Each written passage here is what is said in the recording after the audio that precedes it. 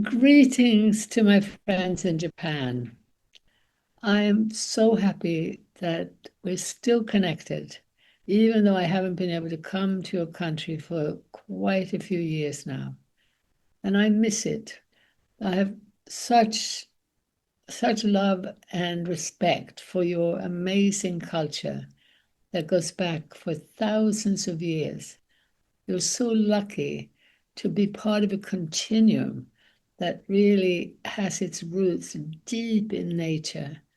You've been famous all over the world for your love for nature, your appreciation of the beauty that comes from nature, the well being that comes from nature. And you, like all of us in every part of the world, have been pressured by a man-made system that started in Europe but became global. It was global when it started, and it was about traders that were moving around the world to gather wealth for Europe.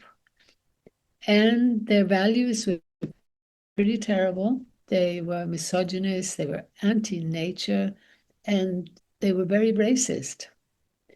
However, it's so important today that we understand that the system that they set up, that fundamentally was about removing people from the land, removing people from ways of living where we depended on one another, we depended on human scale structures in order in order to live off the land, the soil, the water, the plants, the animals, the sort of economy that provided us with what we needed, our basic needs, food, clothing, shelter, even the art, the music, our creativity came in a culture that was adapted to the specific places, even the specific places within Japan. You had a rich diversity of languages and ways of doing things.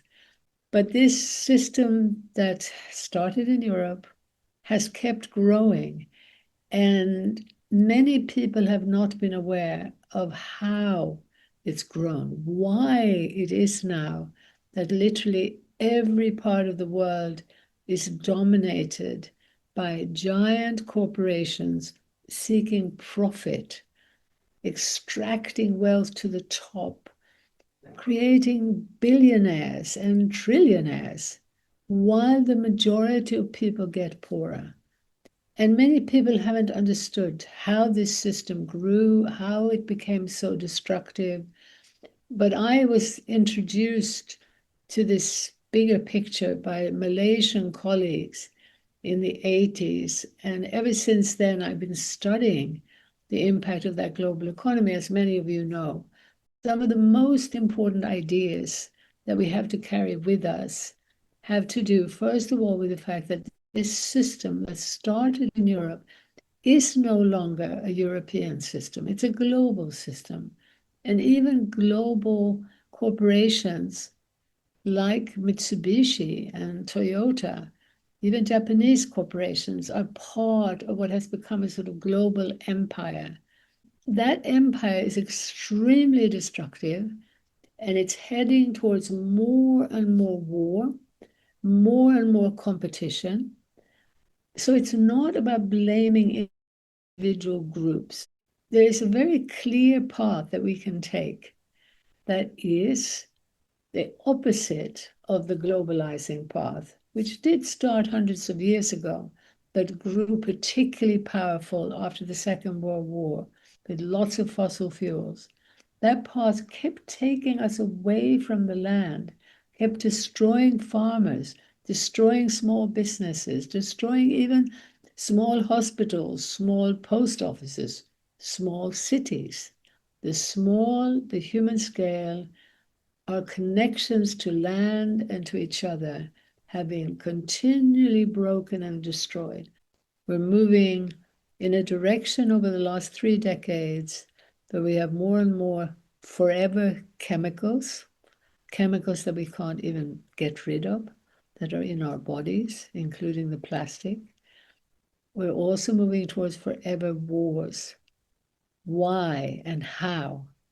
Once we step back and understand the global system, how it operates, the technology of money, the technologies, particularly in the internet and electronic world, that world's centralized power created top-down structures that have not favored life, health, or peace.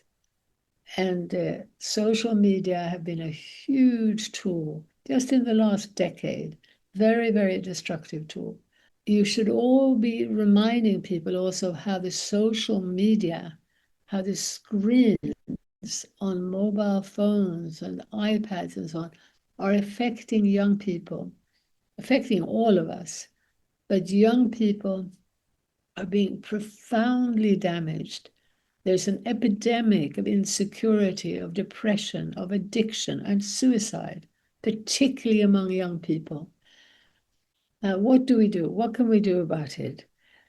We do need to understand that system, where it came from, how it operates today, and then it becomes so clear that we need to move in the opposite direction. We need to move towards rebuilding the fabric of local human scale community. And as my great colleague and ally Keibo Utsuji-san has been pointing out, that also means slowing down. So there's a path forward, which is about smaller, slower, and inevitably more local, more place-based. And we are so happy to be connected to people all over the world, on every continent, who have discovered the benefits of supporting this shift. It's not easy to do. We need to work together. We can't just, as individual consumers, say, oh, well, I'm not having anything to do with this dominant urban consumer culture. But as groups, there is so much we can do. And it's particularly important that we reestablish our connections to land, and not just by planting trees and caring for nature in a very important ecological conservation way, but more fundamental, more structural, more systemic, is to look at building more localized food economies. When we do that, we are supporting the healing of the land. We're supporting the cleaning of the water.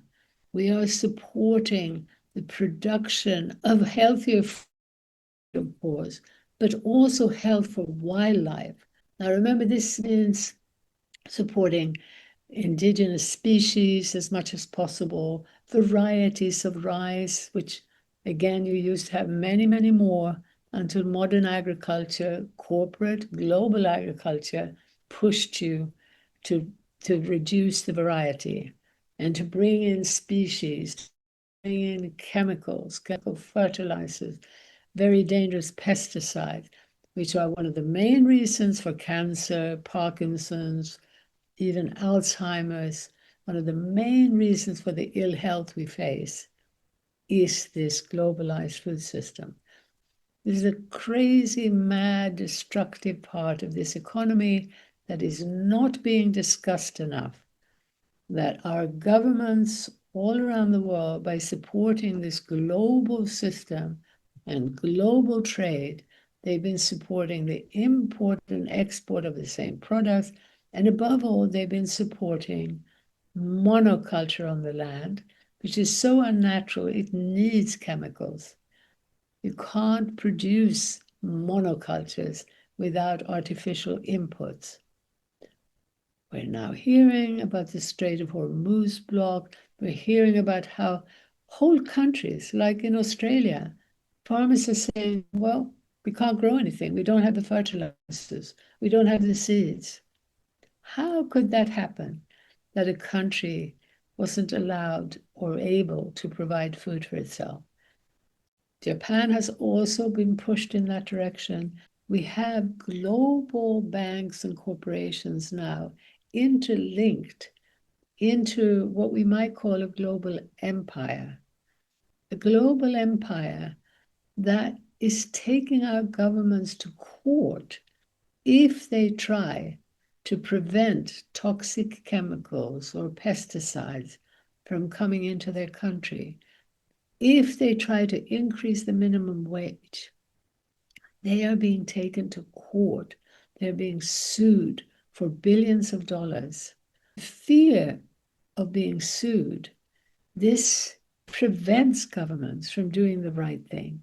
This keeps them on a path of supporting this wealth accumulation to the top and the toxic production of chemicals, even of pharmaceuticals, they're really born of a science that's linked to profit, not the science that we all want to support, where we test our hypotheses, where we try to find what really works for the well-being of people and for the rest of life.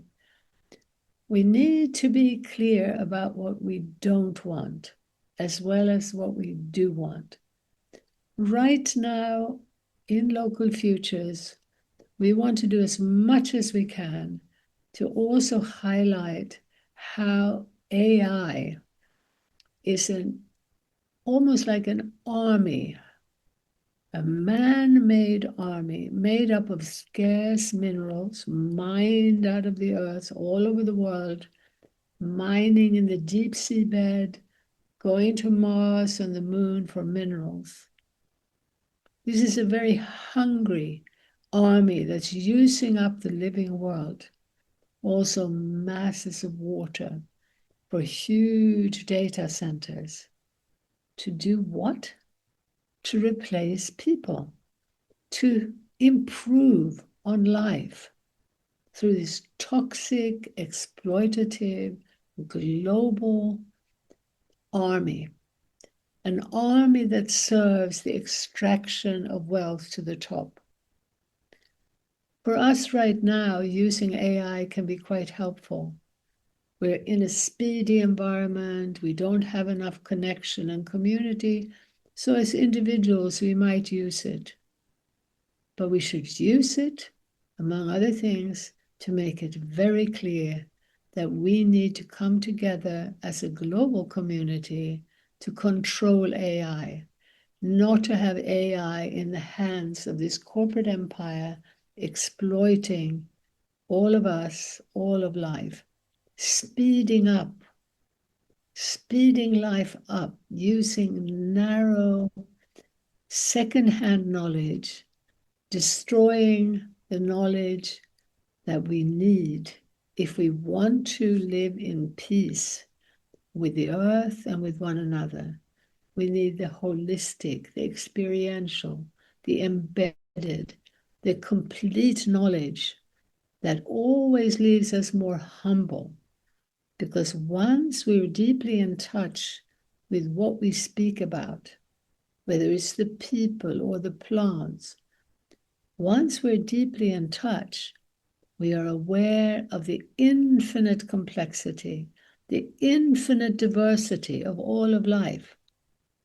So this path we're calling localization. We're also calling it coming back to the real economy, the real life that is what supports us. Everything we need comes from the earth, comes from this living, cosmic dance of exchange, constant diversity, constant growth in that living world. This is how we evolved. We would never have evolved if we had not been in tune with the rest of life.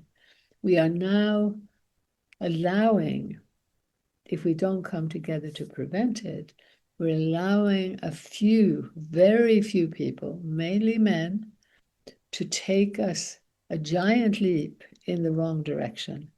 If we allow unregulated AI to continue to favor a financial casino, to favor what is also a military race to be on top, to have more minerals, more AI to fight the other. But the other path, which is millions of paths, billions of paths, are also growing, coming from deep within people's hearts and from that wisdom that comes from the humility of being closer, slower, more embodied, more connected. That path is also being born. That can bring great joy, great peace. And as we build more localized systems, we're creating mini worlds that are the foundations of what we need now and what we need in the long run. So it's vitally important that we nurture that healing path, that economic happiness, but that we also make it clear to people what we need to say no to. And the no is not going to benefit from anger, will never benefit from violence. It will benefit from love. We are one with this living cosmos, and the recognition that we are all one. We're all one in an interconnected cosmos. We need to support that. We need to celebrate that. And that's what World Localization Day is about. If you join us on World Localization Day, or really any time in June, I hope that you will feel that sense of real connection, knowing that this is not just a small, isolated community, but there's actually a global movement that is supporting life, that is taking everything that lives, because we're talking about everything from the earthworms, the fish in the sea, we're talking about our young children, we're talking about the elderly, all needing to feel connected to nature, to each other, to community. And as that's starting to happen, we see the economics of happiness. We see the economics of real well-being. So grateful to all of you who are listening, and hope that we will meet again in the not too distant future. Thank you very much for listening.